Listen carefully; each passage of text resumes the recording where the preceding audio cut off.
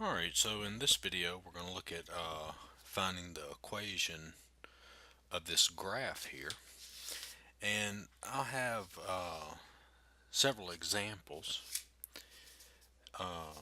This example is a is the graph, and you can see it's shifted to the left.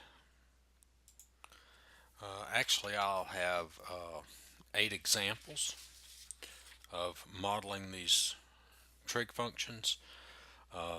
Examples 1 and 2 are just basic sine, cosine. There's no shift or anything.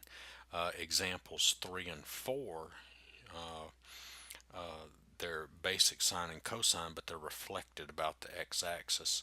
Examples 5 and 6, this one and 6, they have a horizontal shift to them, left or right. And examples 7 and 8 have a horizontal and a vertical shift. So you can check those videos out, whichever ones you need to. And if you like the video, give me a like, share, and subscribe, and check out my other videos. Alright, well, let's get started with this one. So you can see that this right here is in the shape of a cosine graph.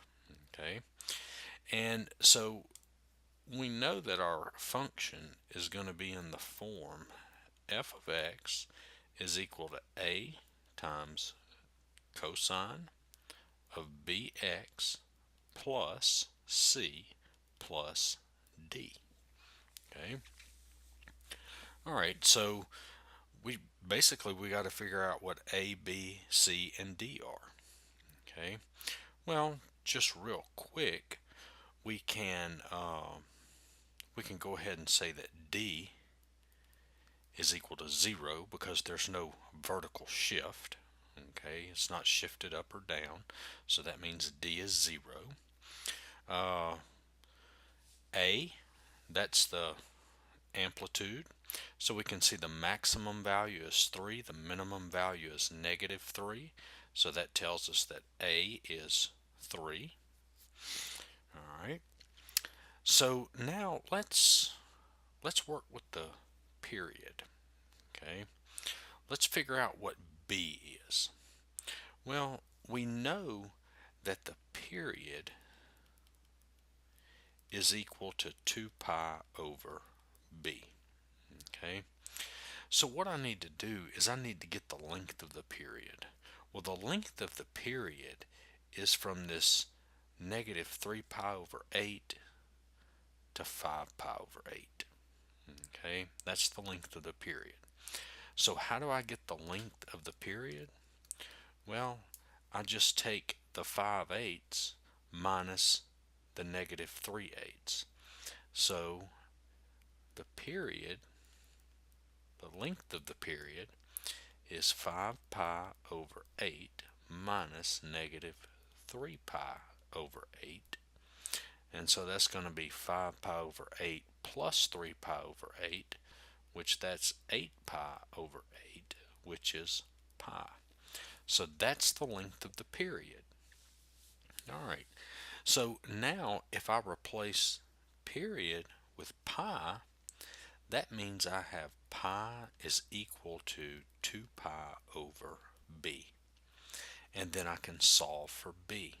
Okay, so we cross multiply. That gives me pi b is equal to 2 pi. So b is equal to 2. The pi's cancel out when I divide both sides by pi. So I get b is equal to 2. Alright, so we've got everything so far. We just need to know what c is. Okay, well, c, that gives me the phase shift. Okay, well, I know that the phase shift, let me do that in a different color right here. So the phase shift, well, is -3 pi over 8. Okay, the -3 pi over 8. So that's -3 pi over 8. Alright, well, do you know the formula for the phase shift? The formula for the phase shift is equal to minus c over b. Okay, so the phase shift is negative 3 pi over 8. So I've got negative 3 pi over 8 is equal to negative c over b. Well, we figured out b was 2, so that's over 2. So if I multiply everything by negative 2 to get rid of the 2 here and get this to be positive, that's going to give me 3 pi over 4 is equal to c. All right, so now you can see that I have d is 0, a is 3, b is 2, and c is 3 pi over 4. So my function is going to be f of x is equal to a, which is 3, times cosine of b, which is 2, and then x, plus c, which is 3 pi over 4, plus d, which is 0.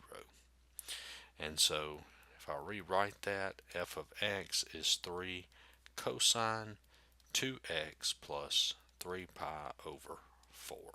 And this would be my function.